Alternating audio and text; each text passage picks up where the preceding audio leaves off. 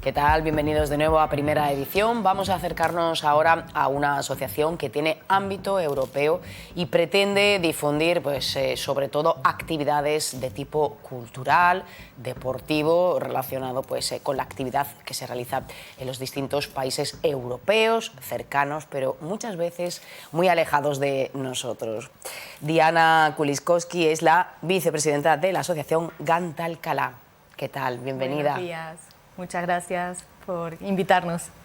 Un placer para nosotros. Vamos a acercarnos a esta entidad sin ánimo de lucro que tiene dos sedes, una en el norte de España, otra aquí en Andalucía, y acercarnos a una realidad, decíamos, la de Europa, que cuenta con planes muy interesantes, con fondos a veces importantes para el estudio, para la promoción del deporte, pero que no llegan muchas veces al gran público. Podemos decir que, que son los grandes desconocidos. Pues sí, nosotros comenzamos así, como una asociación de dimensión europea, porque nosotros mismos, los que estamos ahora en la Junta Directiva, fuimos jóvenes que descubrimos este tipo de acciones por casualidad, porque otras personas nos lo dijeron, y comenzamos a participar y nos dimos cuenta de lo interesante que era y que no estaba muy difundido, ¿no?, entre nuestros conocidos, amigos y personas de nuestras ciudades. Entonces nosotros creamos la asociación para poder darle esa oportunidad a otros jóvenes, en principio, de conocer estas oportunidades que hay de aprendizaje a través de la movilidad, ¿no?, de poder viajar a otro país, hacer un curso, un intercambio juvenil y bueno, con temáticas muy diversas. Entonces, digamos que a través de ahí comenzamos a crear la asociación, que luego también nos llevó a realizar muchas actividades a nivel local y con otros públicos también, porque luego también llegamos a los adultos, a los mayores y digamos que hacemos muchas actividades intergeneracionales. Nos gusta mucho darle ese punto, ¿no?, de que se puedan entre todos también entender y comunicar. Y aprovechar las oportunidades, como dices, empezasteis en un público juvenil y luego habéis derivado para integrar al final a todo tipo de público. ¿De qué deberíamos en general estar más atentos, más pendientes de los fondos europeos que destinan y pueden resultar interesantes? Bueno, pues hay muchas acciones, como te comentaba, ahora el programa Erasmus Plus engloba acciones para todos los públicos, desde la edad infantil o escolar, para los profesores, pero también para estudios superiores, universitarios, formación profesional. Y también está el ámbito de juventud, que es en el que nosotros hemos participado más, donde hay oportunidades de hacer desplazamientos, digamos viajes de corta estancia o a veces de larga estancia, si se trata del Cuerpo Europeo de Solidaridad, que es lo que anteriormente se le llamaba voluntariado europeo. Ajá. Y bueno, hay muchas oportunidades para cada sector. Lo que pasa es que, claro, hay que un poquito ir desenmarañando todo eso. Y para eso estamos asociaciones como nosotros, que queremos traducirlo al final. Traducirlo un poquito y... La burocracia está resultando muy complicada a veces para acceder a estas ayudas, a estos programas. Sí, la verdad es que a veces es complicado que las personas conozcan estos programas y luego una vez que los conocen, pues los formularios que hay que completar, todas las cosas, pues sí que se hacen un poquito tediosos o complicados. Entonces las personas necesitan bastante asesoramiento, bastante apoyo en ese recorrido, porque si no muchas veces comienzas y luego te cansas y lo dejas, te quedas, ¿no?, un poquito ahí en el camino, sí, ¿no? A veces la parte negativa es que tienes que adelantar esos fondos para acceder a un programa, por ejemplo, de estudio. Luego se te devuelve, pero claro, debes disponer, debes tener capacidad económica. Claro. Normalmente se suele subvencionar o cofinanciar gran parte de estos gastos cuando vas a un proyecto donde tienes que comprar unos billetes de avión, de tren, lo que sea, el alojamiento allí, la manutención. Entonces normalmente hay que adelantar aunque sea el dinero para la compra de los billetes y luego una vez que pasa el proyecto, pues ya la organización puede devolver ese dinero a las otras organizaciones que han enviado participantes a ese proyecto. Pero claro, muchas veces estas personas, sobre todo si son jóvenes, no tienen acceso a 200, 300 euros que puede costar un billete a otro país. Entonces, bueno, ahí es donde estamos también un poco queriendo poner luz para que sea más fácil ese acceso a personas también que tienen menos oportunidades y que realmente sea también más igualitaria esa posibilidad de participar, que no se quede solo en personas que tienen siempre más posibilidades, ¿no?, económicas. Sí, que al final no le haría falta acceder a este tipo de ayuda, ¿no? No es que no le haga falta, porque realmente estos cursos y estos intercambios son muy interesantes y muy productivos para quien sea. Sí, pero si tienes capacidad económica te lo puedes pagar al final, puedes ir a otra universidad europea. Claro, lo que pasa es que, por ejemplo, en el ámbito de juventud trabajamos mucho en Erasmus Plus con la educación no formal e informal. Ajá. Entonces son cosas que normalmente no se dan en los centros educativos convencionales. Se hacen pues muchas dinámicas de grupo, muchos debates, reflexiones, presentaciones gráficas, actividades físicas, ¿no?, prácticas. Entonces, eso muchas veces a cualquier persona que pueda estar en una universidad, que pueda estar realizando cualquier estudio o trabajo, le da ya un plus y encima el estar en el extranjero, ¿no?, que ya es una experiencia de por sí muy, muy enriquecedora, pues es que le viene bien a cualquiera. La cosa es que todos puedan acceder. Lo que queremos es que todos, tanto los que puedan tener un mayor nivel adquisitivo para adelantar eso, como los que no. Esa es nuestra idea. En lo deportivo, ¿cómo se fomenta principalmente el talento?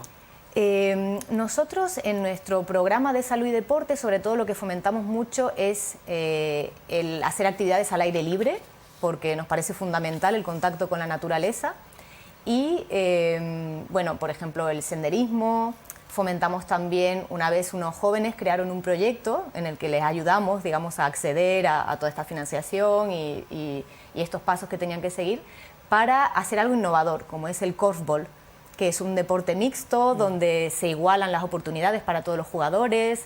Es un deporte muy original, pero también muy fácil de realizar en distintos entornos. Entonces, bueno, nosotros siempre apostamos también por esas cosas innovadoras que también ayuden a la inclusión social, ¿no? Recientemente, el mes pasado, celebrasteis un encuentro aquí en Marbella, 12 nacionalidades, y teniendo como tema principal la salud mental. Hablamos muchísimo de la necesidad, ¿no?, de incidir, porque hay, bueno, muchas personas que están teniendo serios problemas y sobre todo, ¿no?, en la población más joven.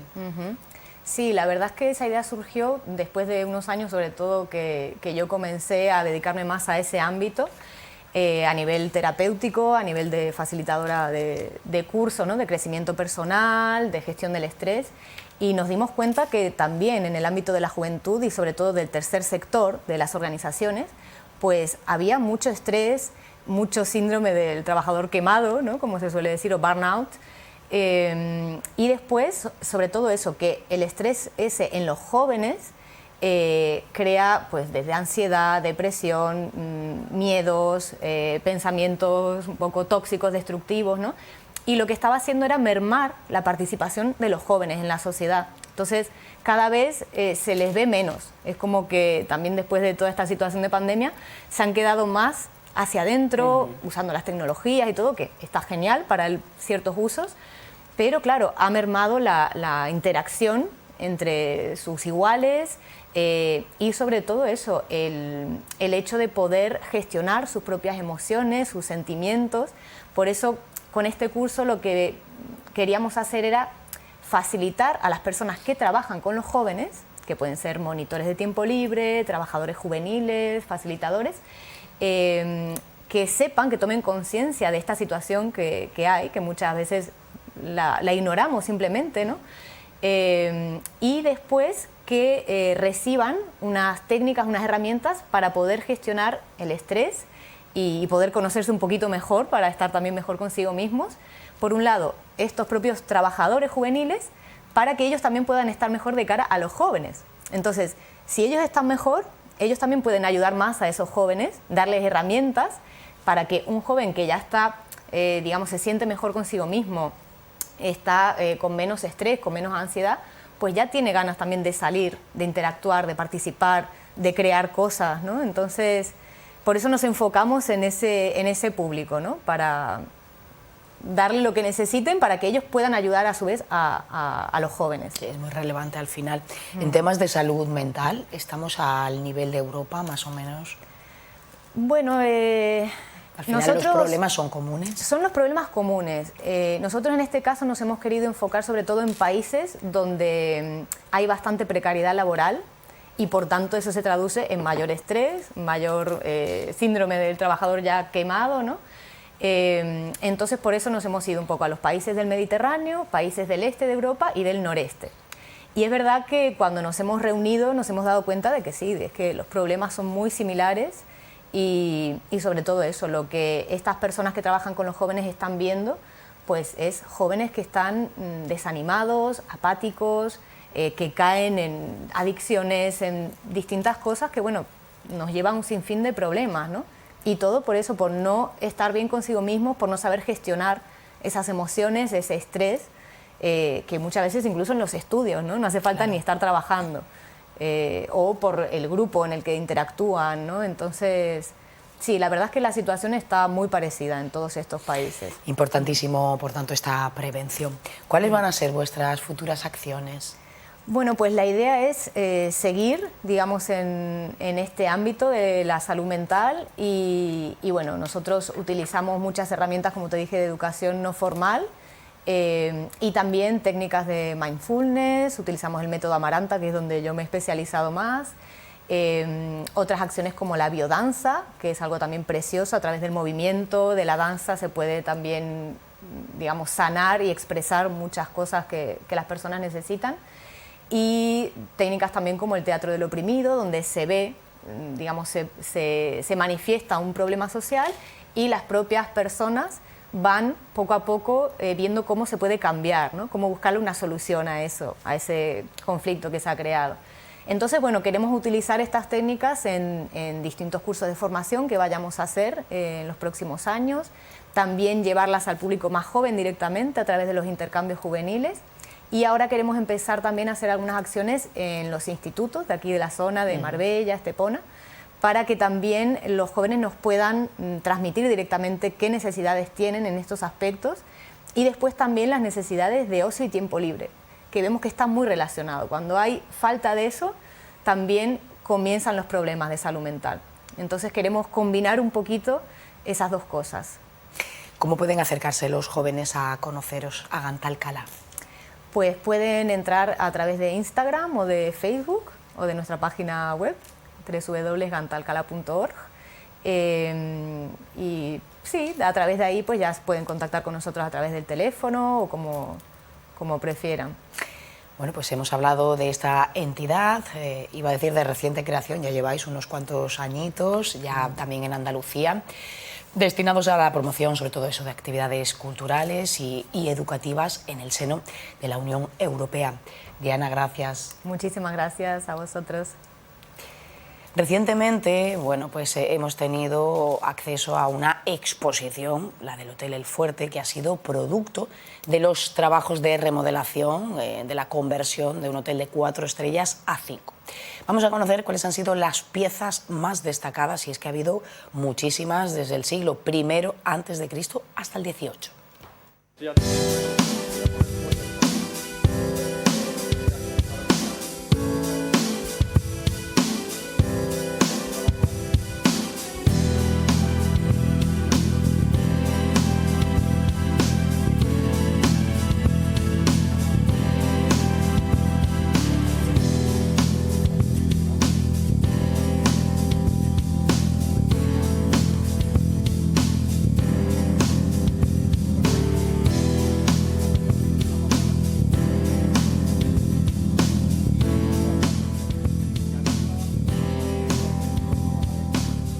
Bueno, hoy vamos a presentar un poco el avance de los resultados que ha dado la intervención arqueológica en el Fuerte de San Luis y dentro de una selección de piezas que enmarca 28 piezas, se van a dividir en 4 periodos históricos que hemos identificado allí y presenta una composición muy interesante para el pasado y el futuro también de las intervenciones aquí en Marbella, ya que hemos podido descubrir un asentamiento republicano romano que hasta ahora se entendía poco sobre esa época y después con una reutilización de una necrópolis alto imperial que ya nos diría que la entidad que tendría la ciudad de Marbella en esa época, que ya estaríamos hablando del siglo I o II después de Cristo. Sí, es muy importante que todo lo que se va descubriendo en la ciudad, bueno, que vamos recogiendo, restaurando y luego, bueno, darlo a conocer a la ciudad de Marbella, ¿no? La historia y el patrimonio de esta ciudad es enorme y es muy, muy importante que eso lo tengamos interiorizados todos los que aquí vivimos y que podamos además contarlo. Es una pequeña exposición pero enormemente interesante y bueno, son los restos, ya os han contado, de todo lo que se encontró en esa excavación, bueno, en esa ampliación del Hotel El Fuerte. Aquí está pasando como en otras ciudades que tienen gran patrimonio, que cuando se empieza a hacer cualquier tipo de ampliación, obra, excavación, bueno, pues van surgiendo cosas que es importante que van uniendo el puzzle de la historia de Marbella.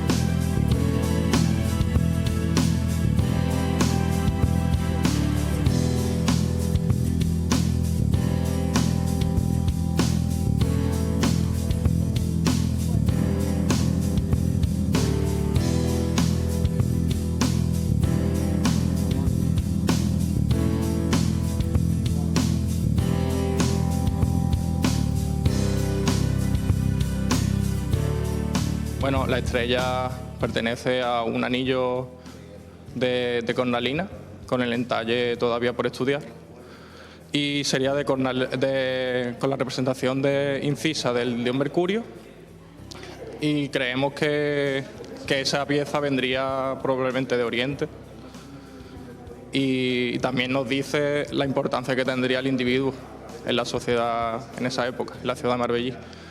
También, aparte de eso, teníamos una tumba de mampostería que cubría a ese individuo y eso se extrajo para poder en el futuro exponerla.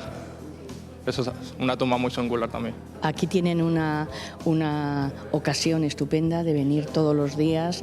Hay un recorrido con explicación a las 11 de la mañana, al que se ha invitado también a colegios e institutos. Y luego por la tarde, mañana, bueno, el arqueólogo que dirigió toda esa excavación y que hizo los informes pertinentes explicará todo lo que se ha ido encontrando ahí en los diferentes estratos.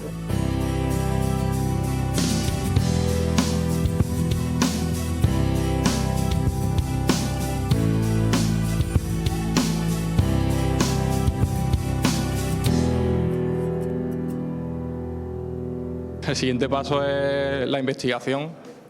Estamos todos investigando cada uno un periodo, ya que, como he dicho, está enmarcado en 4 periodos y el volumen de trabajo es muy grande. Y pretendemos que en poco tiempo también podamos dar algunas claves más focalizadas de lo que puede ser tanto el material cerámico como el material metálico que se ha encontrado.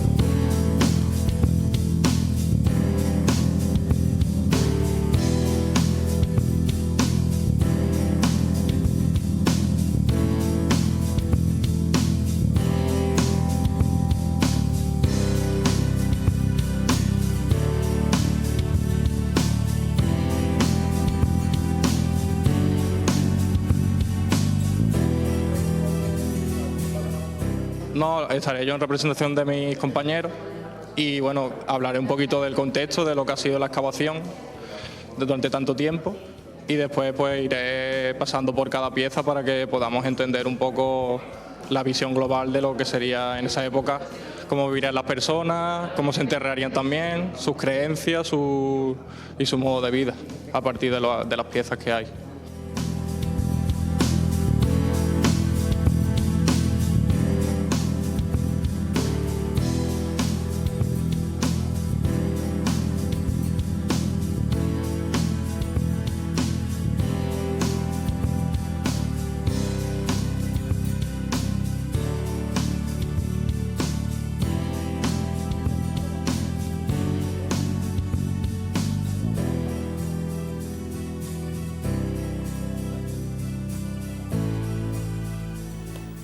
Pues seguimos con temas culturales porque este jueves se presenta en la Biblioteca Central un libro que tiene la particularidad de estar escrito íntegramente en andaluz. Se trata del mito del canco u canque, escrito por Juan Porras, al que saludamos. Hola, muy buenos días. Hola, buenos días, ¿qué tal? ¿Qué tal? ¿Cómo estamos? ¿Cómo podemos denominar este libro? No sé si es un experimento etnoliterario. ¿Te ha costado mucho escribirlo?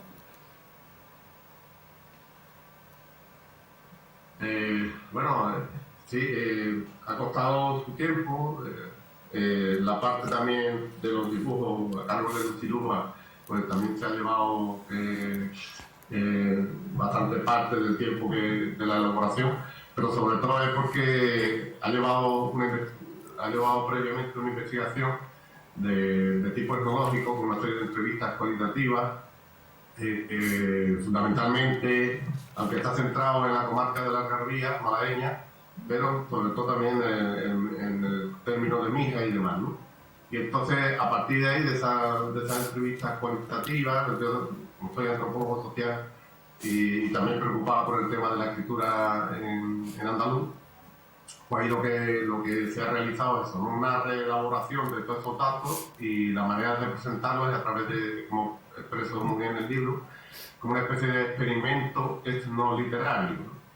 Y para devolverle a los informantes, que en un principio pensaba que iban a ser un poco de la comarca esta nuestra, que más o menos la comarca histórica de la Algarvía, que llega incluso hasta Marbella,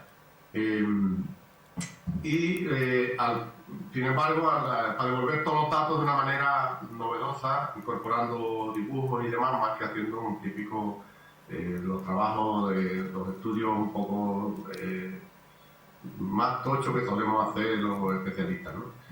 Y después también una cosa que, como os decía, que pensaba que esto se circunscribía un poco en nuestro entorno de esta zona de Málaga, de la provincia malagueña, y resulta de que con las sucesivas presentaciones que he realizado en todas las provincias andaluzas que he estado ya, en las 8, entonces resulta de que en otras partes de otros pueblos de Andalucía y de otras ciudades, pues también se asusta con el canque, o incluso una versión de el canca, ¿no?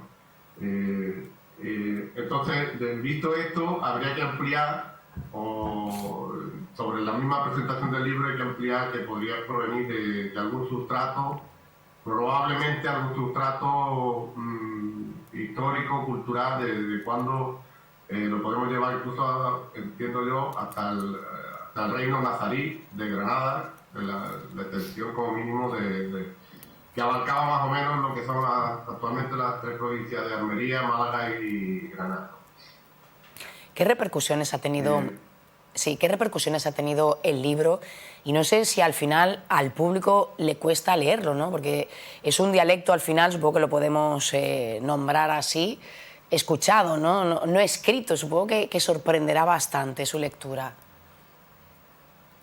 Sí, eso, bueno, claro, esa parte no he comentado nada, que está escrito en andaluz, porque es la manera en que los informantes y las informantes, pues, es como me lo han ido contando, ¿no? Podríamos decir. Entonces yo también lo que hago es que tengo trabajo dentro del movimiento en defensa de la lengua andaluza, y entonces hay algunas propuestas de escritura, de cómo escribir, pasar escrito el andaluz, y en esto yo defiendo las normas ortográficas por la transcripción del andaluz, que es un sistema en el que está escrito este libro, y que llevamos ya pues, desde finales de mediados de los años 90 trabajando, y aunque todavía no conoce el gran público, pero que sí que se van produciendo algunos libros, artículos, producción literaria y de otro tipo en andaluz, ¿no? En las distintas variantes del andaluz, podríamos decir también, ¿no? Y en este caso, pues sí, quien no conozca el tema del andaluz, quien le llegue de nuevo de la escritura del andaluz, pues la verdad es que le puede parecer chocante o extraño, ¿no? En un principio. Y simplemente decir, como lo explicaré el jueves, que no tiene tanta complicación, sobre todo para gente que es andaloparlante, de la gente que hablamos en andaluz, de que al hablarlo, al leerlo en voz alta, quien, aunque no tenga no se haya enseñado en la manera de escribir y demás, no tenga una preparación ortográfica en la escritura del andaluz, al escucharlo lo va a reconocer perfectamente y le va a ayudar a su lectura, ¿no? Y también dentro, y este trabajo, este libro, del mito del Cancu-Canque, pues, una de las funciones que yo he pretendido y mis compañeros de la CEA, de la Sociedad para el Estudio del Andaluz, hemos pretendido con su publicación, pues ayudar a la dignificación del andaluz, de la lengua andaluza, o dialecto, como le queramos llamar, y que tenga que sea un referente también para la gente que hablamos en andaluz y de que se vea de que no hablamos ni malamente ni nada, simplemente que hablamos en otro registro distinto del estándar castellano, ¿no? Que yo también sé utilizar y que dependiendo del contexto, pues lo hago también, aunque tenga que poner la boca rara y hablar así extrañamente para mi nicho natural de nacimiento. Claro, hablas de esos prejuicios del andaluz, muchos todavía, ¿no? ¿Cuáles son los más destacados, los que nos encontramos a menudo, a diario? Bueno, en el caso yo soy profesor de antropología, doctor de antropología social y profesor de antropología que doy la asignatura Cultura Andaluza allí en la Universidad Pablo Olavide de Sevilla, y yo les pregunto a mis alumnas y alumnos de la asignatura, año tras año, ¿no?, si tienen muchos más profesores o profesoras que hablen como un compañero mío que también habla en andaluz, de esta forma ceísta o ceceante, que mi compañero Agustín Coca, o como hablo yo, si tienen otros muchos más profesores de los que tienen de su carrera, que hablen como nosotros, ¿no?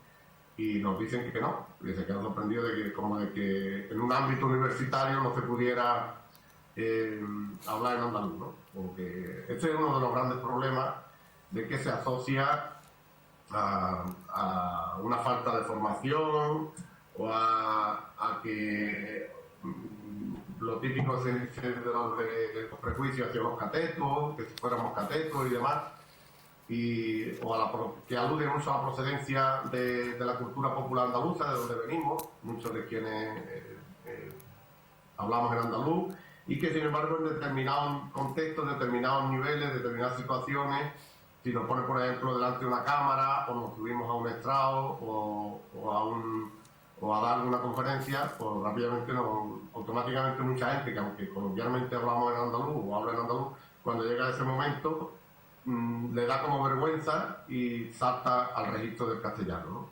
del estándar español, ¿no?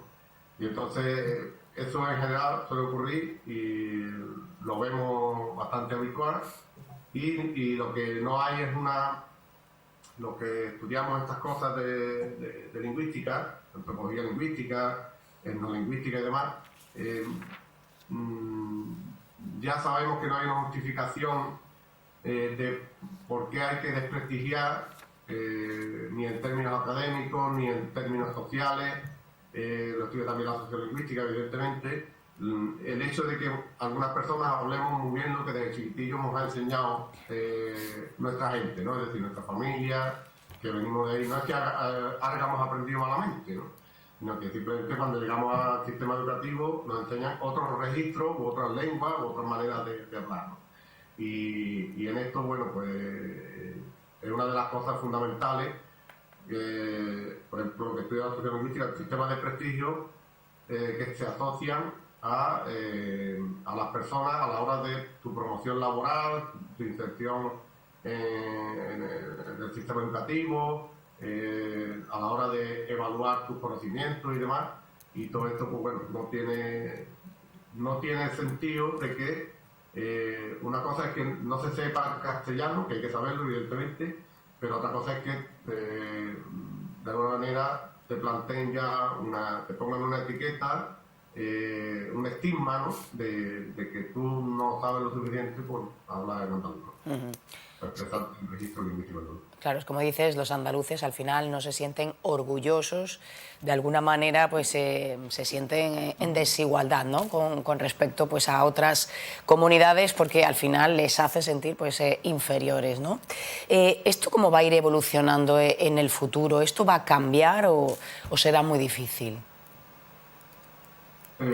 Hombre, fácil no es, evidentemente, y yo sí tengo esperanza. Yo que llevo varias décadas metido en esto del estudio del andaluz, de la promoción del andaluz, de la dignificación y a través también de la escritura, de la promoción de la escritura y la publicación de libros como este, del mito del Cancu Canque. Yo sí veo que cuando empecemos un poco, cuando yo fui uno de los pioneros de nuestra época, porque el andaluz, otros estudios que nos dicen que sí se ha escrito en andaluz, aunque con diversas propuestas ortográficas o de una manera, la mayoría de una manera intuitiva, se ha escrito en andaluz prácticamente libros, sabemos, desde el siglo XVIII para acá, ¿no? Entonces había una especie de literatura, de artículos periodísticos y demás, que en determinado momento algunos autores, muchos en el siglo XIX y principios del siglo XX, que han ido escribiendo cómo hablaban ellos, ellas y sus vecinos, ¿no? Entonces, como ya digo, dentro de ese contexto y de que, a pesar de que en la Andalucía contemporánea se va perdiendo el andaluz, va siendo suplantado, que no tendría por qué, porque la cabeza nos cabe en distintos registros lingüísticos, no tendríamos por qué suplantar el andaluz con el castellano. Con esto de esta cosa de que hablamos malamente, no es que hablemos malamente, hablamos de otra manera. Pues esa etiqueta, desde luego, no nos la vamos a quitar, obviamente, pero bueno, esto irá evolucionando hasta que llegue pues a esa consideración también, ¿no? Bueno, pues te veremos el próximo jueves aquí en la Biblioteca Central a las 7 de la tarde para conocer más detalles sobre este libro de Ermito del Canco u Canque. Juan Porras, muchas gracias y felicidades también por este estudio. Muy bien, pues muchas gracias a ustedes por atender este tipo de noticias. Gracias, buenos días. Hasta luego, gracias. Hasta luego. Pues nos vamos a marchar unos minutitos, nos vamos a tomar otro café y enseguida volvemos. Hasta ahora.